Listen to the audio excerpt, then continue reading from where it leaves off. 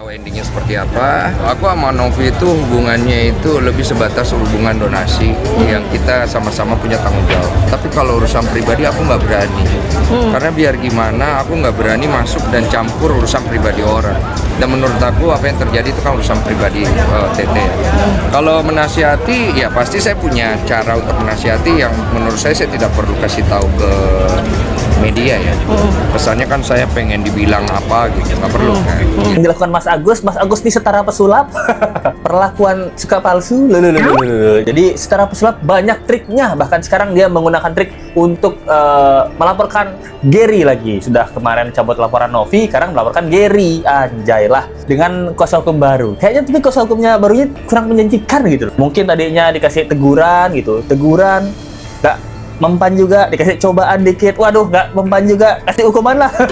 Apa seperti itu. Nah, karena Agus selalu bilang dia menyadari kesalahannya, tapi mengulang lagi. Kemarin di Densu, di Kemensos udah clear semuanya, udah damai. Densu ke Korea, dia tiba-tiba ngelaporin Novi lagi. Mumpung Densu ke Korea, ya kan? Aneh sekali nih Mas Agus, tidak sesuai. Kalau kita tidak ingin tampil di tempat orang lain dengan diparodikan, dengan disketsakan, dengan ditiru, dengan dicontohi oleh orang lain, maka kita jangan masuk media. Maka kita jangan mau ketika ada pihak satupun memvideokan kita. Jangan mau di undang-undang televisi, jangan mau di undang-undang YouTuber. Karena ketika kita sudah masuk di dalam ruang publik, maka kita harus siap dengan semua keadaan. Maka kita harus siap ketika orang ingin menyampaikan pendapatnya terhadap kita. Orang ingin sampaikan kita jelek, kita buruk, kita bau, kita goblok, harus siap. Termasuk cara berpakaian kita, penampilan, termasuk keadaan kita. Ini adalah sebuah kondisi yang nggak bisa kita minta atau kita lakukan intervensi agar orang tidak melakukan itu. Dengan mereka meniru keadaan kita, bukan berarti mereka sedang ingin mengotori internet atau mereka bukan sedang ingin mengotori sosial media. Itulah disebut dengan content creator. Itu di kolom-kolom komentar sebagai pendukung, fanbase dan lain-lain, itu banyak saya perhatikan menyebutkan satu istilah Teteh sebagai malaikat tak bersayap gitu ya. Bukan Teteh sendiri yang ngomong seperti itu. Kemudian dalam hal kegiatan sosial ini tidak juga bisa dikait-kaitkan dengan individu kan gitu. Individu sebagai korban ya itu urusan lain gitu kan. Jadi beliau ini kalau menurutku lagi bermain kosakata aja gitu. Tapi yang apa ya, poin pentingnya yang saya lihat dari video itu ya Mas ya, itu kan beliau kondisi lagi sakit, lagi di rumah sakit, sudahlah gitu kan, jalanin aja proses pengobatannya dengan baik-baik, jangan lagi seperti itu gitu kan, kurang baik lah. Kalau dalam adat budaya kita di Indonesia, di budaya timur ini kayak gitu kurang baik.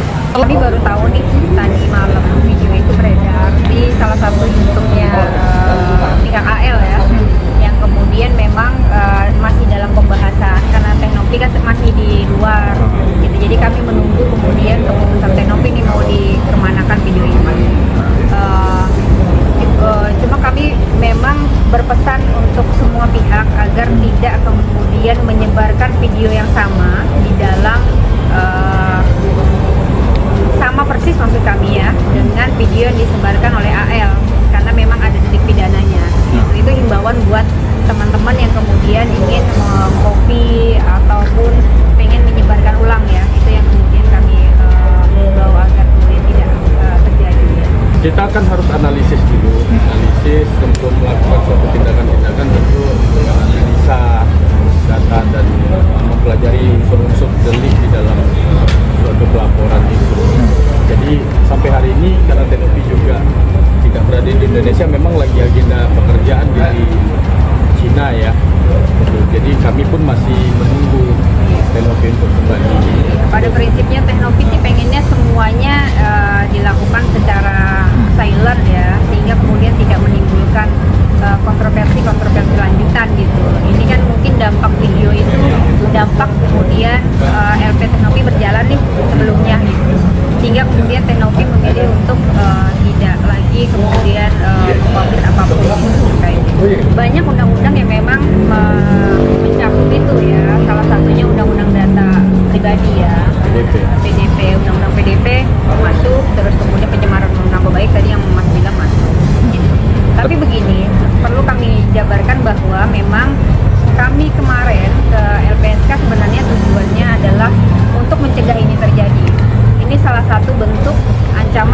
luar yang kemudian kenapa kami kemudian mengajukan ke LPSK. Jawaban polisi soal laporan uang donasi Agus Salim, memang Pratiwi Novianti bisa dipenjara. Laporan kasus dugaan pencemaran nama baik dari korban penyiraman air keras di Cangkrang, M. Agus Salim, 32 tahun, telah diterima oleh Polda Metro Jaya.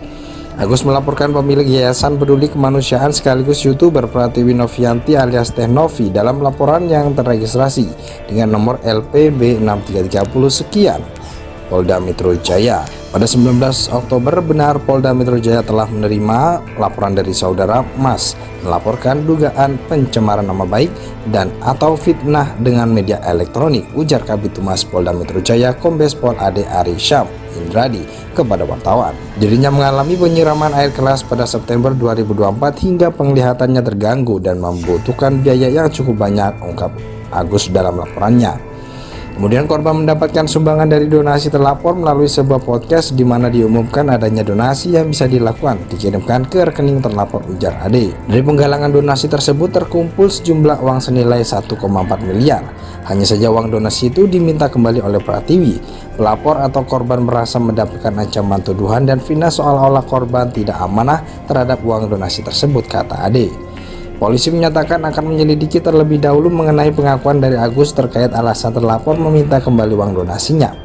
Nilai yang akan didalami poinnya adalah pelapor atau korban merasa difitnah seolah-olah tidak amanah dengan uang donasi tersebut, tegas dia. Sebelumnya Agus disiram air keras oleh bawahannya sendiri berinisial JJS di Jalan Nusa Indah, Cangkrang, Jakarta Barat.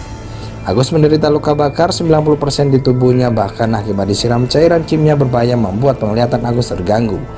Dia pun sempat dirawat di Rumah Sakit Cipto Mangkusumo. Kisah Agus itu viral di media sosial hingga sejumlah YouTuber mengundangnya sebagai narasumber dan memberinya donasi. Pratiwi Novianti curhat penyelesaiannya usai bantu Agus Salim, namun berujung kisruh soal masalah donasi. Sebab diketahui jika Pratiwi Novianti yang sudah memberikan bantuan justru dilaporkan oleh Agus Salim. Hal itulah yang membuat Pratiwi Novianti mengungkap kekecewaannya dilansir dari akun Instagram pribadinya. Dalam unggahan itu, Pratiwi mengungkapkan penyesalannya berbuat baik meski diperlakukan sebaliknya oleh Agus Salim. Pratiwi Novianti lantas mengatakan jika tak semua orang tahu cara menghargai dan berterima kasih meski sudah dibantu.